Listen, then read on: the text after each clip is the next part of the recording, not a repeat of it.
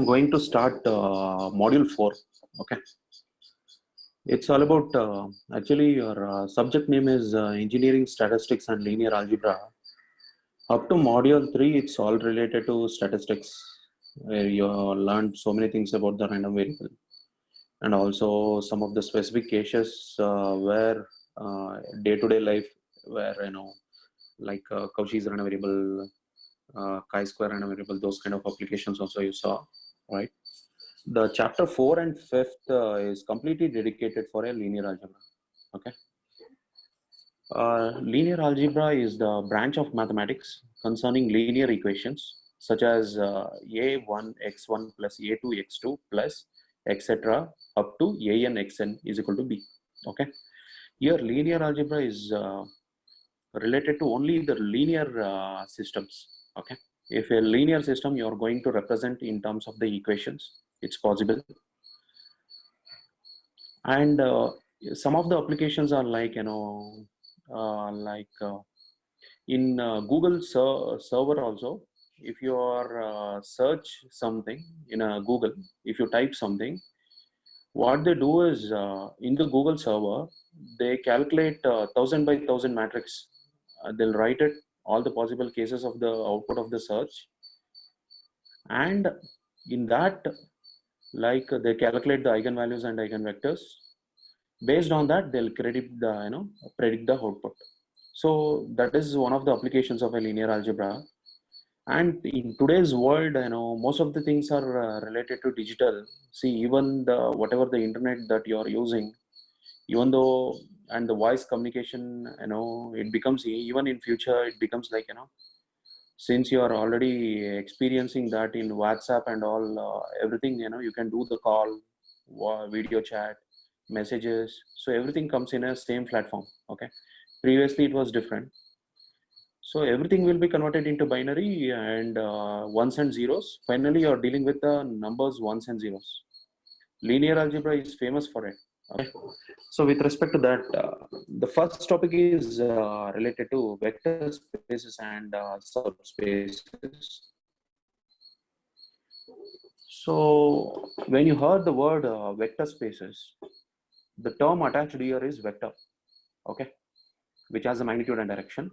Okay, so we try to understand what is the meaning of a vector space. Okay, yeah, vector space is a set of vectors together with rules for vector addition and multiplication by real numbers. That means that vector space is nothing but set of vectors. Okay, so you have, suppose if you have a 10 vectors in a vector space, all these 10 vectors is a set. All these set of these 10 vectors should satisfy addition and multiplication of real by real numbers. Okay, so what they mean to say is those 10 set of vectors which are in vector space should satisfy some of the rules. Okay, so addition and multiplication must produce a vector in the space and they must satisfy the 8 conditions. These are all the 8 conditions the vector should satisfy. Okay, you should remember this properly. And most of the things, the first property is this: x plus y is equal to y plus x. Suppose if you define the vector space as a set of integers, suppose if you had 2 vectors x and y, the output what you get should also be an integer. Okay, that should be an integer. Suppose like that it is. Okay, so it's not only a commutative property, also it means to say that after you had suppose you take 2 vectors who are in the one dimension, or you define that, the vectors, all the vectors are having the positive values. If you define like that, if you define the vector space like that, if you try to add the numbers, the output should also be all the values in that output should be having the values of positive numbers. Okay, that is one of the things. So 8 rules are this. One is x plus y is equal to y plus x. If you had 2 vectors, even you had the first vector and the second vector later, it should be the same. The next property it should satisfy is x plus y plus z is equal to x plus y plus z, right? So second and third vector you are adding first, then you are adding the first vector. That should be equal to adding first vector and the second vector, and then the third vector. Okay. And so next case is this. There is a unique vector such that x plus 0 is equal to x for all x. Suppose unique zero vector means that suppose you have a vector in the vector space, there should be some other vector called a zero vector. When you add with some other like x vector, you should get the result as x vector only. Suppose you have a y vector, you add with the zero vector, you should get the y vector only. So you add anything to the zero vector, you should get the same vector only. Suppose you consider a matrix multiplication. Suppose you multiply, matrix A with the identity matrix IA. Okay, if you multiply identity matrix with A, you'll get identity matrix only. That is what he means to say here. Since it's addition, consider A matrix you are adding with the zero matrix. Suppose if you consider A matrix as 1 2 3 4 2 cross 2 matrix, you have to add with the zero matrix 0 0 0 0. When you add it, you'll get A only. So 0 0 0 0, that zero matrix is a zero vector, okay, with respect to the matrix. So zero vector is nothing but you add a vector to zero, to that zero vector, you'll get the same vector only. Here you're adding x to the zero, you'll get x only. Next one is there should be a unit vector in that set, okay? That inverse of that vector should be there. Suppose you had x, the inverse of x is minus x, you'll get 0. So you should get the zero vector. That is what they mean to say. Fourth condition is that suppose when you consider the matrix multiplication, suppose if you have a matrix like a 2 cross 2 matrix, then what is the inverse of that? What is the unique vector with respect to the 4 is A inverse. So when it comes to, suppose if you consider number 2, what is the inverse of that? It's 1 by 2. It doesn't mean that always negative, okay? So in that mean, that is a meaning. So you should have a vector minus x. When you add it to the particular vector x, there should be an inverse vector for it, so that after adding you should get the zero vector. Next condition is this: Ix is equal to x. That means that there should be some identity matrix I or identity vector I. When you multiply it with x, you should get the x only. What is the difference between the third and the fifth? Is in the third it is a addition, in the fifth it is a multiplication. When you consider the matrix kind of a thing, identity matrix, suppose if you have 1 2 3 4 as the x matrix, identity matrix is 1 0 0 1. If you multiply, you'll get the x matrix only. That is what they mean. The third one is addition, whereas the fifth one is multiplication. So in the third one also you'll get the same vector only after adding, that is a zero vector.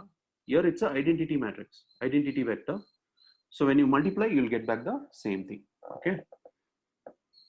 And sixth one, here in the sixth one is you are having a two constants and you are multiplying with the vector, is nothing but multiplying one constant to the vector, then multiply again. After that, you multiply with the second constant. That is the meaning. The seventh one is, see, sixth and seventh and eighth are all related to the constants only. Whereas the seventh one is like, you are multiplying the constant to the sum of two vectors, x and y. That should be equal to sum of multiplying the constant to the individual vectors, okay? So c of x plus y should be equal to cx plus cy. And the eighth one is this. So you have sum of two constants, you are multiplying with the vector x. So that results in c1x plus c2x. So you have a two vector sum of two constants, you are multiplying with the vector, that is equal to sum of multiplying the individual constant with the vector, okay? So what they mean to say is, suppose you have a set of 10 vectors, if you call that as a vector space, all that 10 vectors should satisfy all these 8 conditions. Then only you can call that as a vector space. So the first condition is a commutative law, second one is an associative law, third one is you should have a 0 vector. When you add with that, you should get back the same vector only. When you add something with the 0 vector, you'll get the same vector. In the fourth one is unique vector. Okay, unique vector. So, and the fifth one is identity. Okay, vector. Sixth and seventh and eighth are related to the constants. In the sixth one, you are multiplying two constants with the hex. In the seventh one, you are multiplying the constant with sum of two vectors. And the eighth one, you have a sum of two constants and multiplying with the vector x. Okay, so that is about the vector space definition. Next, we will try to understand what is the meaning of spaces. Okay, so in the word only it is attached, no, vector spaces, right? So you should understand what is the meaning of a space. See, one of the professor was suggesting that, from IAC, like, in order to understand thoroughly, if you really want to understand the linear algebra, always you should, represent in a graphical representation. For a particular problem, if you try to represent in a graphical representation, analyzing in the graphical representation always gives them much better understanding about the linear algebra. Now we'll try to understand what is the meaning of spaces. So actually they are denoted by, spaces are denoted by r to the power of 1, r to the power of 2, r to the power of 3 and up to r to the power of n. Okay, where r is the r, why the number letter r is taken is basically because we are dealing with real numbers. Okay, that's why the capital R. Okay, whereas r to the power of 1 is nothing but one dimension. Example is a line. Okay, example is a line, that means x-axis or y-axis. Okay, in x-axis coordinates are like 1 0 2 0 3 0. Y coordinate will be 0 always in x-axis, and so always you will define with respect to one variable only. And one thing you should assume that, since we are dealing with only a linear system, only straight lines. Okay, so, and the y-axis is also an example for a line. Okay, only you are expressing in terms of a single variable. Second one, R2 is a two dimension. Okay, example is xy coordinate system. So generally it represents a plane, right? It will 1, 2 means x value will be 1, y value will be 2. So that point you can represent only in a two dimension. It's a plane, right? Floor of your room, right? It's a plane line. And the three dimension, okay, R3 represents the three dimension. The general representation will be a comma b comma c, whereas two dimension it will be a comma b, whereas in a single dimension vector will be a. Next is infinite dimension is also possible. As the dimension increases, visualization becomes too difficult, but you can mathematically you can analyze and deal with it, right? R infinity represents infinite, basically means that, see, in one dimension it is a, two dimension it is represented as a comma b, three dimension it is a comma b comma c. In infinite dimension it is a1 comma b, a2 comma a3 comma a4 comma a5 comma up to infinity. Okay, the example is 1 comma 2 comma 1 comma 2 comma 1 comma 2, like that. It's a coordinates. Okay, next one is the space of 3 by 2 matrices.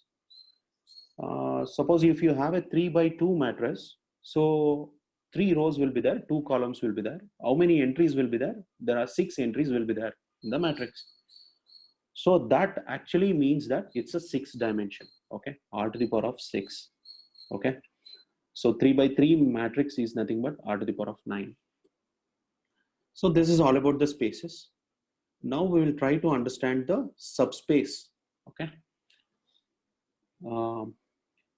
The definition of the subspace is this: a subspace of a vector space. So the name itself says that it's a subspace. So it's a part of a space of what? It's a vector space, part of a vector space. Okay. So subspace of a vector space is a non-empty subset that satisfies the requirement for a vector space. linear combination stays in the space. That means it should satisfy all the conditions of the vector space. Those 8 conditions should be there. Okay. Basically, you can check the subspace only with these 2 conditions. If we, first one is if we had any vector x and y in the subspace, x plus y is in the subspace only. See, what is the meaning of that first thing is, first sentence is, suppose you consider some out of 10 vector, I've given an example as some 10 to 100 vectors are there in a vector space. In that you took as a 5 vectors as a subspace. Okay.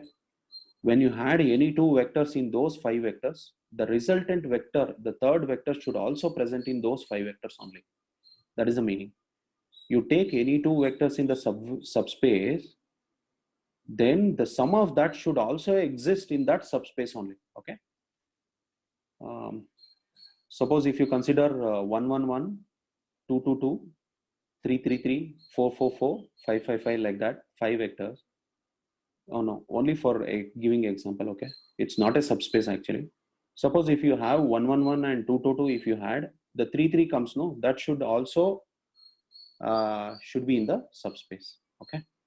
And the second one is this: if we multiply any vector x in the subspace by any scalar c, cx is in the subspace. So this also one of the condition.